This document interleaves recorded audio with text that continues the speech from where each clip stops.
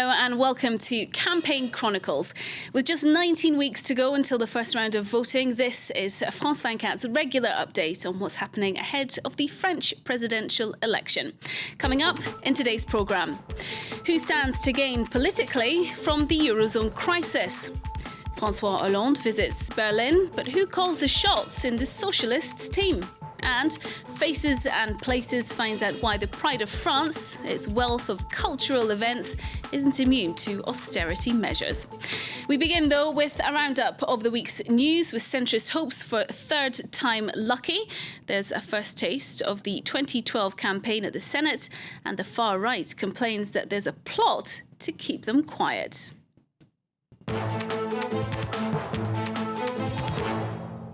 The opening shots in the 2012 electoral campaign. Left and right traded blows in a symbolic vote at the Senate. That after a controversial debate about voting rights for non-European residents. Despite passing in the Senate, the bill can't go any further unless the National Assembly changes hands next year. But the Conservatives rolled out the big guns, including Prime Minister François Fillon, to oppose the move. Three's a charm for the Modem party as centrist François Bayrou is officially a candidate. He says the economic crisis has vindicated his diagnosis and he's the man of the moment. It's a shock that's needed. After this election, things need to change. Bayrou then expanded his vision with his first Twitter interview. The Modem leader then trying to be a modern one too. Access denied for Marine Le Pen. Her planned debate at a Parisian university was cancelled after anti-Front National activists turned up. That's the first since Marine Le Pen has begun softening the party's image, leaving her furious. Will the powers that be allow these left-wing militias to lay down the law in our country? Top of the tweets. Nicolas Sarkozy was the most tweeted French politician in November, despite trailing in the polls. The reason for at least some of these 117,000 tweets? His high-profile role at the centre of the Eurozone crisis. But lots of hashtags doesn't necessarily translate into lots of votes. Smaller candidates like the Greens' Eva Joly are also in the top 5. But the president's own tweeting isn't yet up to Tweet of the Week standards. That goes to Cécile Duflot, the boss of the Green Party, thanks to this exchange with Industry Minister Eric Besson. She said he'd be better off checking the safety of France's nuclear reactors than arguing on Twitter. Perhaps a view shared by the president after Sarkozy reportedly claimed Besson spent too much time on the microblogging site. Well, I'm joined in the studio now by Luke Brown, Campaign Chronicles' very own reporter. Now, Luke, elections are still some way off and the Eurozone crisis doesn't seem to be going away anytime soon. Is anyone actually gaining from that? We have seen around Europe there have been lots of incumbent governments that have been chucked out by voters because of the Eurozone crisis. Will France be the one to buck that trend? Nicolas Sarkozy, of course, he hopes so, that perhaps he wants to demonstrate that he is the only man trusted to be in control. That's why we've seen all those summits in the past week in Marseille, Brussels or in Paris. That does leave François Hollande, the socialist rival, something of a tough job. He's got to prove that he is a serious alternative, but do that without spooking either the markets or the floating voters. Last weekend in Berlin with the German socialists, he's laid the blame very much at the door of the Conservatives that are in control of both of those countries. That is to say Angela Merkel and Nicolas Sarkozy. All right, well, what's the biggest point of discord then between the two sides? Well, here in France, it's very much the golden rule that is the sticking point. That's the obligation to balance your budget. You have them in some form or another in Germany or in Spain, but France does not have one. Nicolas Sarkozy helpfully pointed out on Monday that is pretty much because of the socialists avoiding any change to the constitution. They say this is something of a political trap. They say it was all very well and good saying that everything would be fine if you had a golden rule, but this is rather ignoring the fact that you've been in office for much of the past decade and your economic measures have not really helped. It has to be said, at the moment this isn't going to go anywhere until at least after the election. That's according to Nicolas Sarkozy himself. That is handy for him too. It means he can do nothing nothing very much and still blame it on the socialists. All right, Luc, thank you very much indeed. Well, as Luc just mentioned, this week also saw François Hollande head to Berlin. He was invited by the German SPD party for their annual conference. Thanks to the Eurozone crisis, Franco-German ties have rarely been so prominent.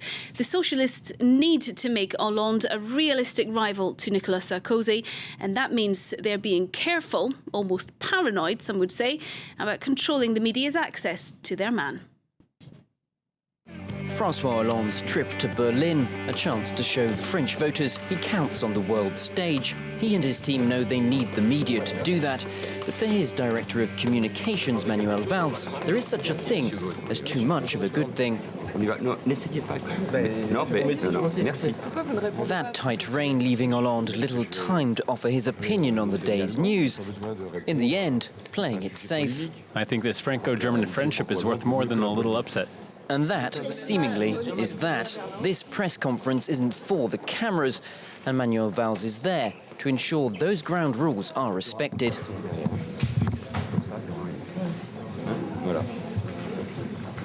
That stonewalling may betray socialist concerns. Their man's biggest weakness, his perceived lack of gravitas. His public image then has to be controlled and the media's access limited. The party much prefers pictures like these. Hollande is the guest of honour at the German Socialist Party's annual Congress. A shared stage and a common objective: propose an alternative to the current dominant double act of Angela Merkel and Nicolas Sarkozy. I see this relationship as balanced. I don't believe that the solution is this board of directors. And what better way to dispel any doubts over the Socialist Party's attachment to the European project than a few words of German?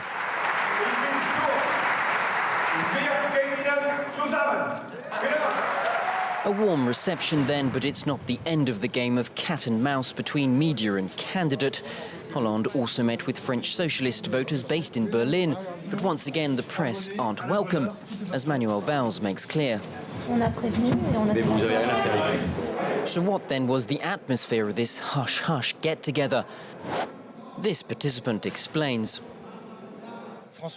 When Hollande's with the political activists, he loves to be friendly and make jokes.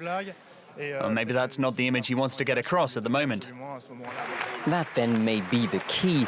François Hollande is renowned for his sense of humour, easygoing manner and friendliness with the media. But that's no longer the image that his team wants to put across. His words are important, but he has to weigh them carefully and ration them for the right moment. Playing hard to get then may be against the candidate's better nature. The priority for Hollande's team, turning him into a serious contender and persuading voters he does have the stature to be the next president.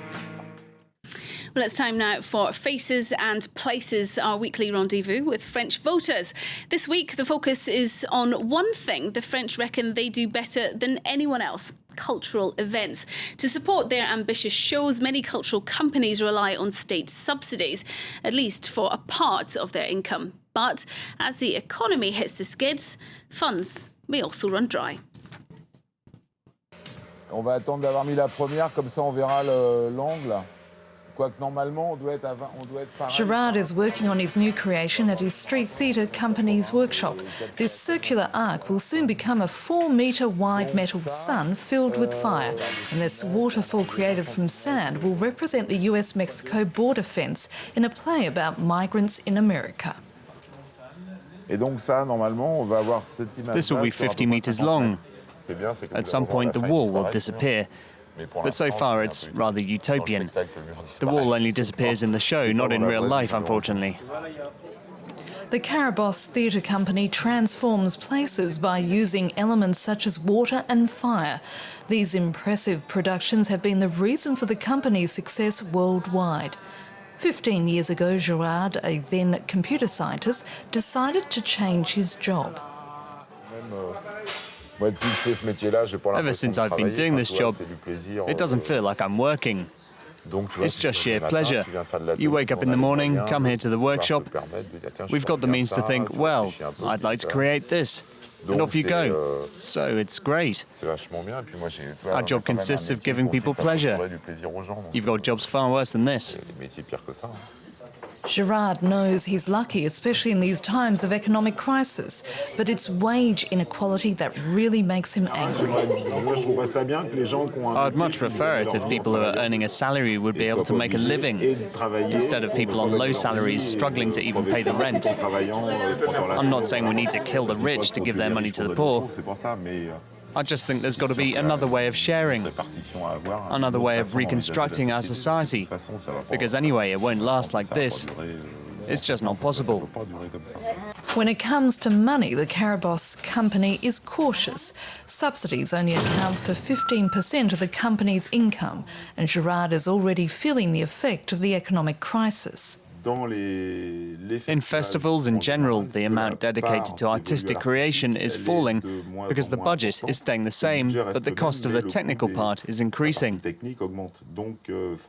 Everything is much more complicated to negotiate. Organisers fight over fees, such as with a €25,000 budget, they'll start quibbling over €300. But somehow Campaign pulls it off, maybe because the company works hard to create something new and different, always wanting to stun audiences with their productions. Well, that's all for this week from Campaign Chronicles. Don't forget to check out the show's Facebook page and tell us what you think. And of course, the programme is back once again next week. We'll see you then. Bye-bye.